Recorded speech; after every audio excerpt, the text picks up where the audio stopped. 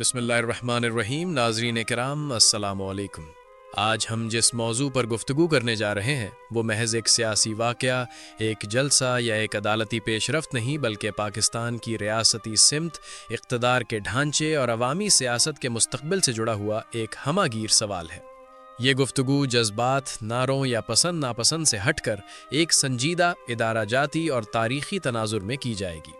گزشتہ چند برسوں میں پاکستان کی سیاست ایک ایسے مرحلے میں داخل ہو چکی ہے جہاں بظاہر چھوٹے نظر آنے والے واقعات دراصل بڑے ریاستی تضادات کو بے نقاب کر رہے ہیں۔ لاہور، اسلام آباد، راولپنڈی اور اڈیالہ جیل کے گرد گھومنے والی خبریں صرف مقامی سیاست نہیں رہیں بلکہ وہ قومی بیانیے کی تشکیل کا حصہ بن چکی ہیں۔ ان واقعات کے اثرات صرف ایک جماعت یا ایک رہنما تک محدود نہیں بلکہ ریاستی اعتماد، عوامی شمولیت اور طاقت کے توازن سے جڑے ہوئے ہیں۔ لاہور کو ہمیشہ سے پاکستان کی سیاست میں ایک علامتی حیثیت حاصل رہی ہے۔ یہ شہر طاقت کے مراکز، فیصلہ سازی اور عوامی سیاست کے امتزاج کی نمائندگی کرتا رہا ہے۔ حالیہ دنوں میں لاہور میں ہونے والی سیاسی سرگرمیوں کو محض جلسوں یا ریلیوں کی حد تک دیکھنا ایک سطحی تجزیہ ہوگا۔ دراصل یہ سرگرمیاں اس بات کا اظہار ہیں کہ پنجاب، جو ریاستی طاقت کا مرکز سمجھا جاتا ہے، ایک بار پھر سیاسی بے چینی اور غیر یقینی کی کیفیت میں داخل ہو چکا ہے۔ تحریک انصاف کی جانب سے پنجاب میں دوبارہ منظم ہونے کی کوششیں محض پارٹی سیاست نہیں ہیں۔ یہ کوششیں اس بیانیے کا حصہ ہے کہ 9 مئی اور اس کے بعد کے اقدامات کے باوجود عوامی سیاست کو مکمل طور پر دبایا نہیں جا سکا۔ ریاستی دباؤ، قانونی کارروائیوں اور تنظیمی ٹوٹ پھوٹ کے بعد بھی سیاسی خلا مکمل طور پر پر نہیں ہو سکا، اور یہی خلا مختلف سطحوں پر عدم استحکام کو جنم دے رہا ہے۔ اڈیالہ جیل اس وقت پاکستان کی سیاست کا ایک مرکزی استعارہ بن چکی ہے۔ یہ جیل صرف ایک قید خانہ نہیں رہی بلکہ ایک سیاسی علامت بن گئی ہے جہاں طاقت، مزاحمت اور ریاستی نظم کے تصورات آپس میں ٹکراتے نظر آتے ہیں۔ عمران خان کی قید نے اس جگہ کو ایک علامتی مرکز بنا دیا ہے جس کے گرد سیاسی بیانیے تشکیل پا رہے ہیں، چاہے وہ حکومت کے ہوں یا اپوزیشن کے۔ ریاستی اداروں کی جانب سے یہ تاثر دینے کی کوشش کی گئی کہ سیاست کو مکمل طور پر انتظامی اور قانونی دائرے میں قید کر دیا گیا ہے۔ تاہم زمینی حقائق یہ بتاتے ہیں کہ سیاست صرف اداروں کے فیصلوں سے ختم نہیں ہوتی۔ جب عوامی سمرتھن کسی نہ کسی شکل میں موجود رہے تو سیاست نئے راستے تلاش کر لیتی ہے، چاہے وہ خاموشی کی صورت میں ہو یا محدود مزاحمت کی شکل میں۔ پنجاب میں خوف کا بیانیہ ایک اہم عنصر کے طور پر سامنے آیا ہے۔ سیاسی کارکنوں کی گرفتاریوں، مقدمات اور میڈیا پر قدغنوں نے ایک ایسا ماحول پیدا کیا جس میں کھل کر سیاسی سرگرمی مشکل ہو گئی۔ لیکن تاریخ یہ بتاتی ہے کہ خوف وقتی طور پر نظم تو قائم کر سکتا ہے مگر مستقل سیاسی استحکام پیدا نہیں کرتا۔ خوف کے زیر سایہ سیاست وقتی طور پر خاموش ہو سکتی ہے، ختم نہیں ہوتی۔ تحریک انصاف کے اندرونی حلقوں میں یہ بحث مسلسل جاری رہی کہ آیا پنجاب میں دوبارہ متحرک ہونا ممکن ہے یا نہیں۔ تنظیمی سطح پر کمزوریاں، قیادت کی غیر موجودگی اور ریاستی دباؤ کے باوجود پارٹی کی کوشش رہی کہ کم از کم سیاسی موجودگی کا تاثر برقرار رکھا جائے۔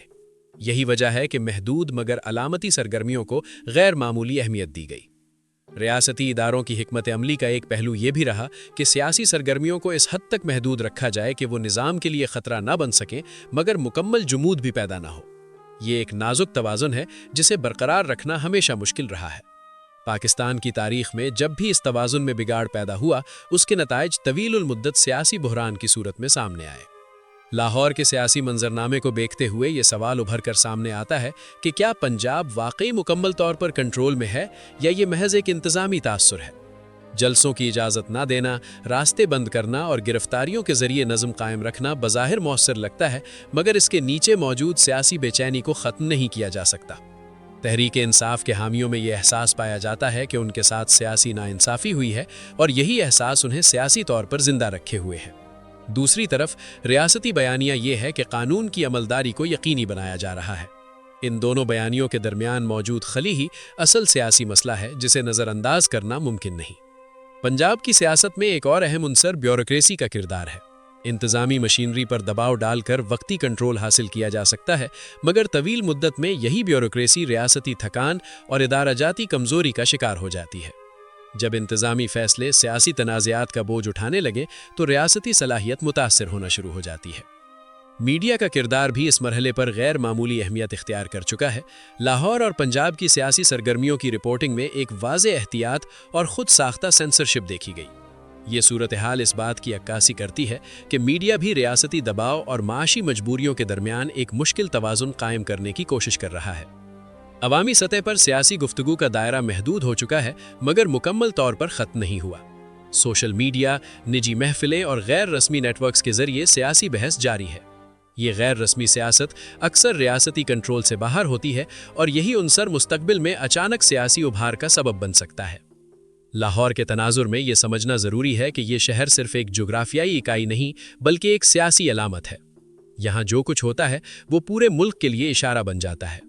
اسی لیے پنجاب میں ہونے والی ہر سیاسی حرکت کو غیر معمولی توجہ سے دیکھا جاتا ہے، چاہے وہ چھوٹی ہی کیوں نہ ہو۔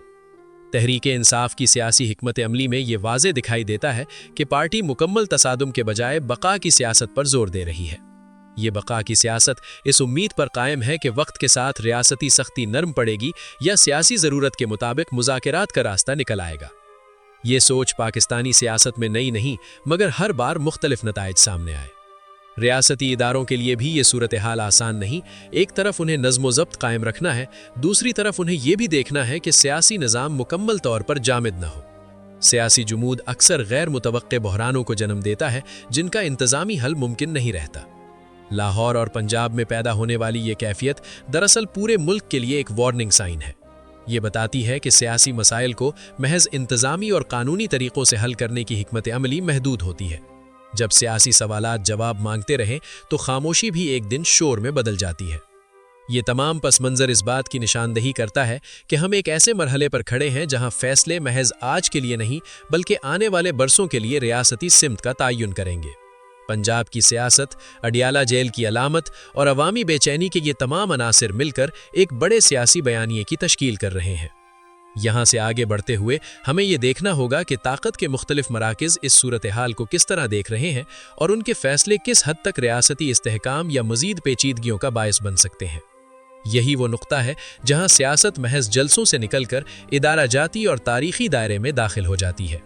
یہ گفتگو یہاں ختم نہیں ہوتی بلکہ یہ ایک وسیع تر تجزیے کی بنیاد ہے جس میں ہم آگے چل کر ریاستی ڈھانچے، طاقت کے توازن اور پاکستان کی تاریخ کے آئینے میں موجودہ حالات کو سمجھنے کی کوشش کریں گے۔ ریاستی سیاست کے اس مرحلے پر اگر سب سے زیادہ پیچیدہ اور کم فہم پہلو کوئی ہے تو وہ اسٹیبلشمنٹ کے اندرونی تضادات، ترجیحات اور حدود ہیں۔ پاکستان کی تاریخ میں طاقت کا یہ مرکز ہمیشہ یکساں، ہم آواز اور ہم مقصد نہیں رہا، بلکہ مختلف ادوار میں اس کے اندر بھی مختلف سوچیں، مختلف خوف اور مختلف مفادات کار فرما رہے ہیں۔ موجودہ سیاسی صورتحال کو سمجھنے کے لیے اس حقیقت کو تسلیم کرنا ناگزیر ہے۔ یہ تصور کہ اسٹیبلشمنٹ ایک واحد، مضبوط اور مکمل طور پر کنٹرول رکھنے والی قوت ہے، زمینی حقائق سے مطابقت نہیں رکھتا۔ حقیقت یہ ہے کہ ہر ادارہ وقت، حالات، بین الاقوامی دباؤ اور اندرونی صلاحیت کے مطابق فیصلے کرتا ہے۔ جب سیاسی بحران طویل ہو جائے تو ادارہ جاتی تھکن ایک حقیقی مسئلہ بن جاتی ہے، اور یہی کیفیت اس وقت نمایاں طور پر محسوس کی جا رہی ہے۔ تحریک انصاف کے ساتھ تعلقات کی نوعیت ابتدا میں تعاون، پھر تصادم اور اب ایک غیر واضح تعطل کی شکل اختیار کر چکی ہے۔ یہ تعطل کسی واضح پالیسی کا نتیجہ نہیں بلکہ مجبوریوں، خطرات اور ممکنہ نقصانات کے حساب کتاب سے پیدا ہوا ہے۔ ریاستی طاقت کے مراکز اس وقت کسی ایک فیصلہ کن راستے پر چلنے کے بجائے صورتحال کو مینج کرنے کی حکمت عملی اپنائے ہوئے ہیں۔ یہاں ایک بنیادی سوال ابھرتا ہے: کیا مکمل سیاسی جمود واقعی ریاست کے مفاد میں ہے؟ تاریخ ہمیں بتاتی ہے کہ جب سیاسی عمل مکمل طور پر بند کر دیا جائے تو ریاستی نظام کے اندر دباؤ بڑھتا رہتا ہے، جو بالآخر کسی نہ کسی صورت میں پھٹ پڑتا ہے۔ یہی وجہ ہے کہ مکمل کریک ڈاؤن کے باوجود سیاسی سانس لینے کی محدود گنجائش باقی رکھی گئی ہے۔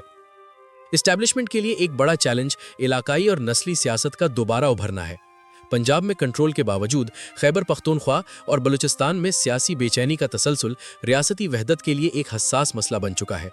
اگر ایک بڑی جماعت کو مسلسل دیوار سے لگایا جائے تو اس کے اثرات صرف مرکز تک محدود نہیں رہتے بلکہ صوبائی شناختوں کے ساتھ جڑ کر زیادہ پیچیدہ صورت اختیار کر لیتے ہیں۔ خیبر پختونخوا میں تحریک انصاف کی جڑیں محض انتخابی نہیں بلکہ سماجی اور شناختی نوعیت کی ہیں۔ یہاں سیاسی مخالفت کو صرف قانون اور نظم کے ذریعے مکمل طور پر ختم کرنا ہمیشہ مشکل رہا ہے۔ یہی وجہ ہے کہ ریاستی حکمت عملی اس خطے میں نسبتاً محتاط رہی ہے، مگر یہ احتیاط بھی مکمل حل فراہم نہیں کرتی۔ بلوچستان کی صورتحال اس سے بھی زیادہ نازک ہے۔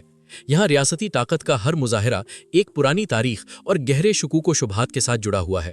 जब मरकज में सियासी कशमकश शिद्दत इख्तियार करती है तो बलूचिस्तान में इसके असरात कई गुना बढ़ जाते हैं। ये वो हकीकत है जिसे नज़रअंदाज करना रियासत के लिए खतरनाक साबित हो सकता है। मीडिया के किरदार को इस पूरे तनाजुर से अलग करके नहीं देखा जा सकता। पाकिस्तान में मीडिया कभी भी मुकम्मल तौर पर आज़ाद या मुकम्मल तौर पर कंट्रोल्ड नहीं रहा। हर दौर में इसने ताकत के साथ एक मखसूस तवाज़ुन कायम रखा है। मौजूदा दौर में ये तवाज़ुन शदीद दबाव का शिकार है।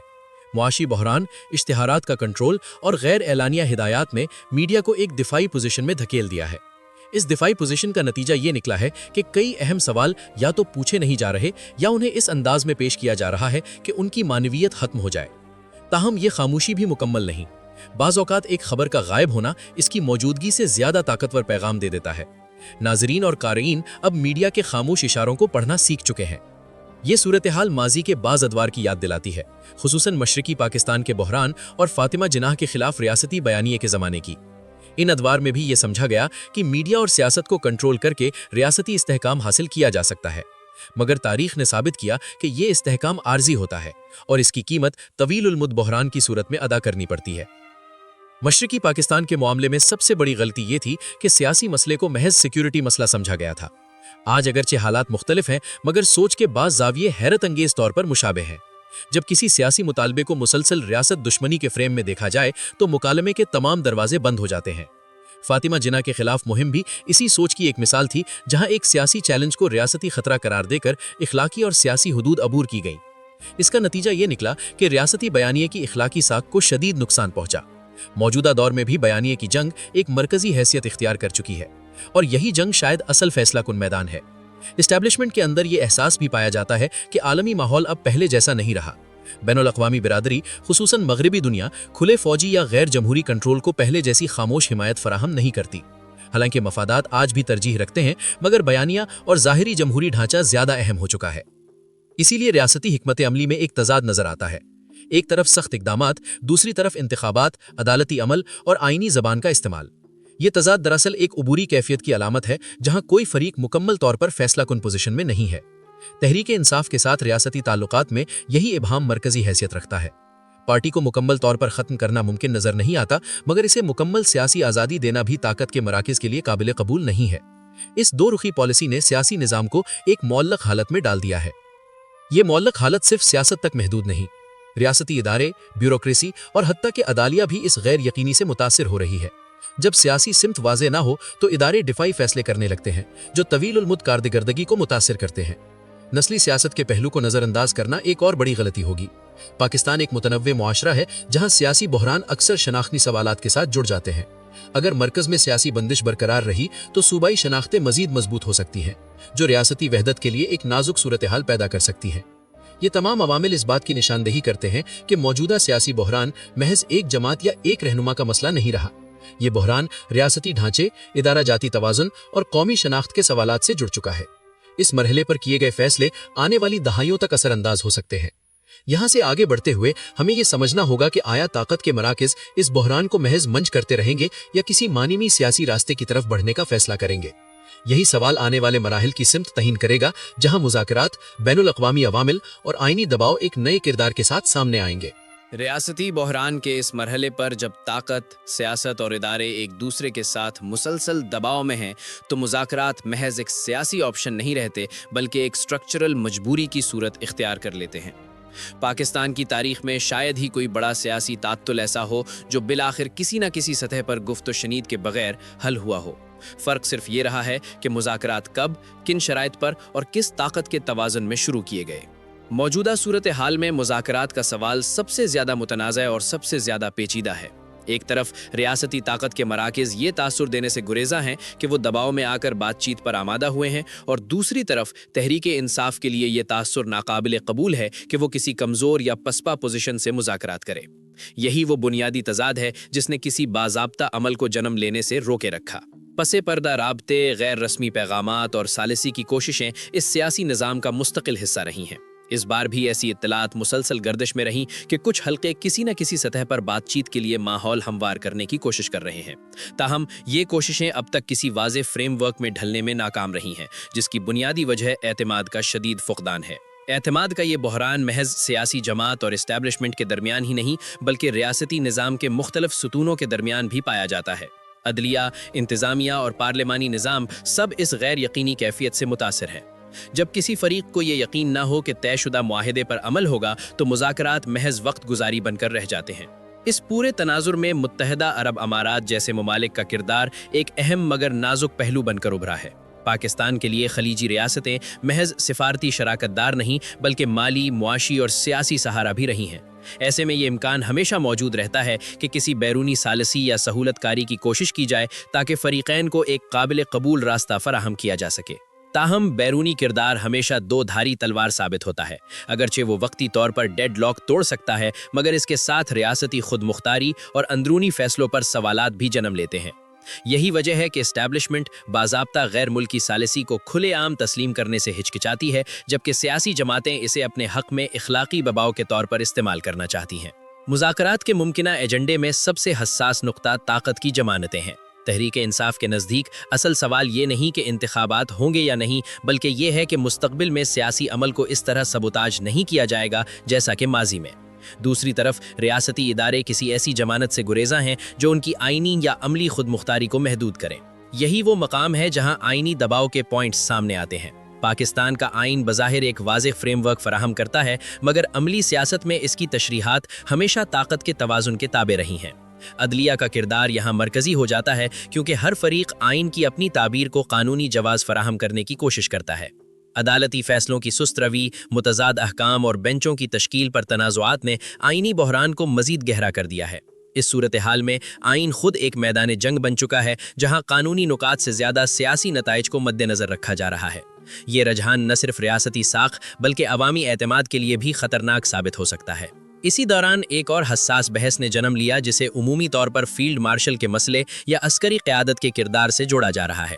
اگرچہ یہ بحث براہ راست سامنے نہیں لائی جاتی مگر پس پردہ یہ سوال ضرور موجود ہے کہ مستقبل میں عسکری قیادت کی ساخت، اختیارات اور سیاسی کردار کس حد تک تبدیل ہو سکتا ہے۔ یہ سوال محض شخصیات کا نہیں بلکہ ادارتی سمت کا ہے۔ ریاستی تاریخ ہمیں بتاتی ہے کہ جب عسکری قیادت کے کردار پر غیر یقینی بڑھتی ہے تو سیاسی عدم استحکام میں اضافہ ہوتا ہے۔ اس لیے طاقت کے مراکز اس بحث کو زیادہ دیر تک کھلا رکھنے کے متحمل نہیں ہو سکتے۔ تاہم اس بحث کو دبانا اور اس کا حل نکالنا دو مختلف چیزیں ہیں اور یہی فرق مستقبل کی سیاست کو شکل دے گا۔ مذاکرات میں ایک اور اہم پہلو سیاسی قیدیوں اور قانونی مقدمات کا ہے۔ تحریک انصاف کے لیے یہ معاملہ محض ہمدردی یا اخلاقیات کا نہیں بلکہ سیاسی بقا کا سوال ہے۔ بڑے پیمانے پر گرفتاریوں اور مقدمات نے پارٹی کی تنظیمی صلاحیت کو متاثر کیا ہے مگر اس کے ساتھ ساتھ بیانیے کو بھی مزید سخت کر دیا ہے۔ ریاستی نقطہ نظر سے یہ مقدمات قانون کی عملداری کی علامت کے طور پر پیش کیے جاتے ہیں۔ تاہم جب قانونی عمل مسلسل ایک ہی سیاسی فریق کو نشانہ بنتا نظر آئے تو اس کی غیر جانبداری پر سوال اٹھنا ناگزیر ہو جاتا ہے۔ یہی سوال مذاکرات کے ماحول کو زہرآلود کرتا ہے۔ بین الاقوامی سطح پر بھی اس صورتحال کا بغور مشاہدہ کیا جا رہا ہے۔ اگرچہ بڑی طاقتیں کھلے عام مداخلت سے گریز کرتی ہیں مگر انسانی حقوق، جمہوریت اور سیاسی شمولیت کے بیانیے مسلسل سفارتی گفتگو کا حصہ بن رہے ہیں۔ یہ دباؤ براہ راست نہ صحیح مگر بالواسطہ طور پر ریاستی فیصلوں پر اثر انداز ہوتا ہے۔ امریکہ اور یورپ کے لیے پاکستان اب محض ایک سیکیورٹی پارٹنر نہیں رہا بلکہ ایک ایسا ملک بن چکا ہے جس کی سیاسی استحکام عالمی معاشی اور ریاستی توازن سے جڑا ہوا ہے۔ ایسے میں کسی بھی بڑے سیاسی تصادم کے طویل ہونے کی قیمت نہ صرف داخلی بلکہ خارجی بھی ہو سکتی ہے۔ چین کا کردار اس منظرنامے میں مختلف نوعیت کا ہے۔ بیجنگ عمومی طور پر داخلی سیاسی معاملات میں مداخلت کی ناپالیسی پر عمل کرتا ہے مگر معاشی منصوبوں بالخصوص سی پیک کی سلامتی اس کے لیے اولین ترجیح ہے۔ سیاسی عدم استحکام ان منصوبوں کے لیے خطرہ بن سکتا ہے اور یہی عنصر پاکستان پر استحکام کی جانب بڑھنے کا ایک خاموش دباؤ پیدا کرتا ہے۔ ان تمام عوامل کے باوجود مذاکرات کا راستہ اب بھی دھندلا نظر آتا ہے۔ اس کی ایک بڑی وجہ یہ ہے کہ فریقین ابھی تک یہ طے نہیں کر پائے کہ بحران کی اصل نوعیت کیا ہے۔ اگر اسے محض ایک سیاسی اختلاف سمجھا جائے تو حل نسبتاً آسان ہے مگر اگر اسے ریاستی اختیار اور کنٹرول کا سوال سمجھا جائے تو ہر قدم انتہائی حساس ہو جاتا ہے۔ یہاں یہ بات بھی اہم ہے کہ وقت اس بحران میں غیر جانبدار نہیں۔ ہر گزرتا دن معیشت، اداروں اور سماجی ہم آہنگی پر مزید بوجھ ڈال رہا ہے۔ مذاکرات میں تاخیر کا مطلب صرف سیاسی نقصان نہیں بلکہ ریاستی لاگت میں اضافہ ہے جس کی قیمت آخرکار عوام کو ادا کرنا پڑتی ہے۔ اس مرحلے پر سب سے بڑا سوال یہ ہے کہ کیا ریاستی نظام اس بحران کو کنٹرولڈ ٹرانزیشن کی طرف لے جا سکتا ہے یا یہ بحران خود اپنی شرائط پر کسی غیر متوقع موڑ کی طرف بڑھے گا۔ تاریخ بتاتی ہے کہ جب سیاسی خلا زیادہ دیر تک برقرار رہے تو وہ اکثر ایسے عناصر سے پر ہوتا ہے جو نظام کے لیے مزید مسائل پیدا کرتے ہیں۔ آنے والے مرحلے میں معاشی دباؤ، بین الاقوامی تقاضے اور داخلی تھکان ایک نئے انداز میں سیاسی فیصلوں پر اثر انداز ہوں گے۔ یہی وہ پس منظر ہے جہاں معیشت، عالمی طاقتوں کی رقابت اور وسائل کی سیاست ایک مرکزی کردار ادا کرنے لگے گی اور بحران ایک نئے اور زیادہ پیچیدہ مرحلے میں داخل ہوگا۔ سیاسی عدم استحکام جب ایک خاص حد عبور کر لیتا ہے تو وہ محض اقتدار کی کشمکش نہیں رہتا، بلکہ براہ راست معاشی ڈھانچے کو اپنی لپیٹ میں لے لیتا ہے۔ پاکستان اس وقت اسی مرحلے میں داخل ہو چکا ہے جہاں سیاست اور معیشت ایک دوسرے کو سہارا دینے کے بجائے ایک دوسرے کو کمزور کر رہی ہیں۔ ریاستی فیصلوں کی غیر یقینی کیفیت نے سرمایہ، اعتماد اور منصوبہ بندی تینوں کو مفلوج کر دیا ہے۔ معیشت کے محاذ پر سب سے فوری اور فیصلہ کن عنصر IMF ہے۔ پاکستان کا مالی نظام اس حد تک عالمی قرضوں اور بیل آؤٹ پروگرام سے جڑ چکا ہے کہ کسی بھی سیاسی ہچکچاہٹ کا براہ راست اثر قسطوں، ریٹنگز اور زر مبادلہ پر پڑتا ہے۔ IMF کے لیے اصل مسئلہ حکومتوں کی تبدیلی نہیں بلکہ پالیسیوں کا تسلسل اور عمل درآمد کی صلاحیت ہے، جو موجودہ حالات میں شدید سوالیہ نشان بن چکی ہے۔ IMF کے پروگرام نے وقتی طور پر ڈیفالٹ کا خطرہ ٹالا، مگر اس کے ساتھ مہنگائی، ٹیکس بوجھ اور توانائی کی قیمتوں میں اضافہ ایک سماجی دباؤ کی صورت اختیار کر گیا۔ یہ دباؤ صرف اعداد و شمار تک محدود نہیں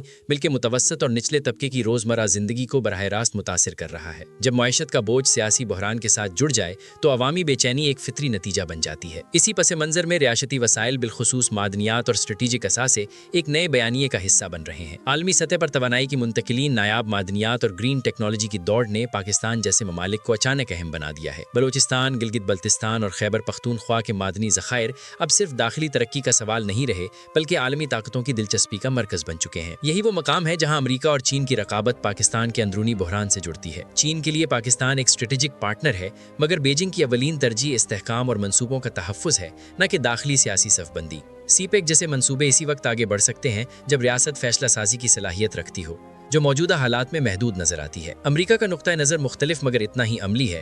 واشنگٹن پاکستان کو اب نظریاتی اتحادی کے طور پر نہیں بلکہ ایک مینیجبل اسٹیٹ کے طور پر دیکھتا ہے، جہاں کم از کم سطح کا استحکام خطے کے لیے ضروری سمجھا جاتا ہے۔ جمہوریت، انسانی حقوق اور سیاسی شمولیت کے بیانیے اسی فریم میں استعمال ہوتے ہیں تاکہ کسی بڑے دھماکے کو روکا جا سکے۔ ان عالمی عوامل کے درمیان بلوچستان کی صورتحال خاص طور پر حساس ہو چکی ہے۔ سیاسی محرومی، وسائل کی تقسیم پر تنازع اور سیکیورٹی آپریشنز نے اس خطے کو پہلے ہی ایک پیچیدہ مسئلہ بنا رکھا ہے۔ جب مرکز کمزور ہوتا ہے تو وفاقی اکائیوں کے خدشات اور مطالبات مزید شدت اختیار کر لیتے ہیں، اور بلوچستان اس کی واضح مثال بن رہا ہے۔ بلوچستان میں بڑھتی ہوئی بے چینی محض ایک علاقائی مسئلہ نہیں بلکہ ریاستی ماڈل پر سوال ہے۔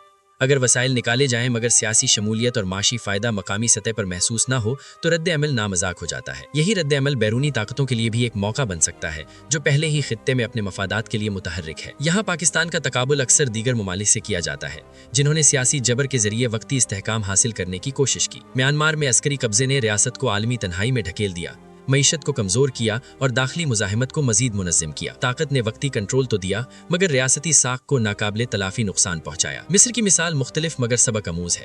وہاں عسکری حمایت یافتہ نظام نے بظاہر استحکام فراہم کیا مگر اس کی قیمت سیاسی جمود، معاشی انحصار اور سماجی گھٹن کی صورت میں سامنے آئی۔ معیشت مسلسل بیرونی امداد کی محتاج رہی اور سیاسی نظام میں لچک ختم ہوتی چلی گئی۔ ارجنٹینا کی تاریخ بھی یہ بتاتی ہے کہ بار بار کے عسکری یا نیم عسکری مداخلاتوں نے اداروں کو مضبوط کرنے کے بجائے کمزور کیا۔ معیشت قرضوں اور افراط زر کے چکر میں پھنسی رہی اور ریاستی اعتماد بحال ہونے میں دہائیاں لگیں۔ یہ مثالیں اس بات کی نشاندہی کرتی ہیں کہ سیاسی مسائل کا حل طاقت کے ذریعے طویل تو ہو سکتا ہے مگر پائیدار نہیں۔ پاکستان کے لیے خطرہ یہی ہے کہ اگر موجودہ بحران کو صرف کنٹرول اور مینجمنٹ کے ذریعے سے دیکھا گیا تو اس کے طویل مدتی نتائج معیشت، وفاق اور بین الاقوامی حیثیت کے لیے نقصان دہ ہو سکتے ہیں۔ ریاستی صلاحیت صرف سیکیورٹی سے نہیں بلکہ ادارتی توازن، شفافیت اور سیاسی شمولیت سے پیدا ہوتی ہے۔ معاشی اشارتیں خود بخود بہتر نہیں ہوں گے جب تک سیاسی نظام قابل پیش گوئی نہ بنے۔ سرمایہ کار، لوکل ہو یا غیر ملکی، سب سے پہلے استحکام اور قانون کی بالادستی دیکھتا ہے۔ جب فیصلے بند کمروں میں ہوں اور پالیسیاں روز بدلیں تو سرمایہ خود بخود پیچھے ہٹ جاتا ہے۔ اسی لیے آنے والا مرحلہ محض سیاسی نہیں بلکہ ریاستی انتخاب کا مرحلہ ہے۔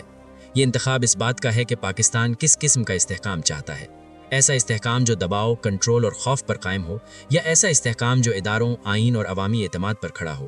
یہی فیصلہ آنے والے برسوں کی سمت طے کرے گا۔ جیسے جیسے معاشی دباؤ بڑھتا جا رہا ہے، ریاست کے پاس فیصلوں کے لیے وقت کم ہوتا جا رہا ہے۔ یہ وہ نقطہ ہے جہاں بحران خود بخود کسی انجام کی طرف بڑھنے لگتا ہے اور اختیارات کے مراکز کو رد عمل کے بجائے حکمت عملی اختیار کرنی پڑتی ہے۔ یہی پس منظر اگلے اور آخری مرحلے کو جنم دے گا جہاں خطرات، ممکنہ موڑ اور مستقبل کی سمت ایک ساتھ سامنے آئیں گے۔ یہ بحران اب کسی ایک جماعت، ایک ادارے یا ایک شخصیت تک محدود نہیں رہا۔ یہ ایک ریاستی موڑ بن چکا ہے جہاں ہر فیصلہ آنے والی دہائیوں پر اثر ڈال سکتا ہے۔ طاقت کے مراکز، سیاسی قیادت، عدلیہ اور معیشت سب ایک ایسے دباؤ کے نیچے ہیں جس نے روایتی طریقہ کار کو غیر مؤثر بنا دیا ہے۔ سب سے بڑا خطرہ یہ نہیں کہ نظام ٹوٹ جائے، بلکہ یہ ہے کہ نظام خاموشی سے کھوکھلا ہو جائے۔ جب ادارے بظاہر قائم رہیں مگر اندر سے اعتماد، پیش گوئی اور شفافیت ختم ہو جائے تو ریاست آہستہ آہستہ اپنی اخلاقی اور عملی ساکھ کھونے لگتی ہے۔ یہی عمل عوام کو سیاست سے بدزن اور طاقت کے غیر رسمی مراکز کی طرف مائل کرتا ہے۔ اس پورے عمل میں داخلی دراریں واضح ہوتی جا رہی ہیں۔ سیاسی جماعتوں کے اندر، اداروں کے درمیان اور وفاق اور اکائیوں کے رشتے میں تناؤ بڑھ رہا ہے۔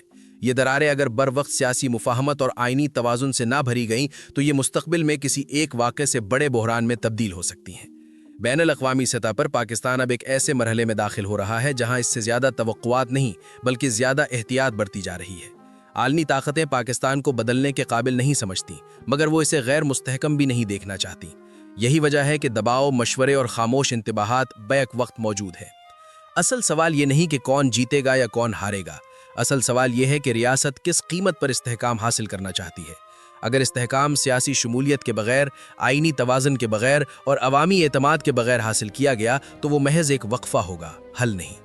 پاکستان کی تاریخ ہمیں یہ سبق دیتی ہے کہ طاقت وقتی نظم تو دے سکتی ہے مگر پائیدار سمت صرف سیاست دیتی ہے۔ جب سیاست کو غیر فطری طریقے سے محدود کیا جاتا ہے تو وہ یا تو شدت اختیار کرتی ہے یا زیر زمین چلی جاتی ہے، اور دونوں صورتیں ریاست کے لیے خطرناک ہوتی ہیں۔ اب بھی رستہ موجود ہے مگر وہ رستہ آسان نہیں۔ اس کے لیے طاقت کے مراکز کو کنٹرول سے آگے دیکھنا ہوگا، سیاسی قیادت کو ضد سے نکلنا ہوگا اور اداروں کو آئین کے دائرے میں واپس آنا ہوگا۔ یہ سب بیک وقت ممکن نہیں مگر کسی ایک جگہ سے آغاز ناگزیر ہے۔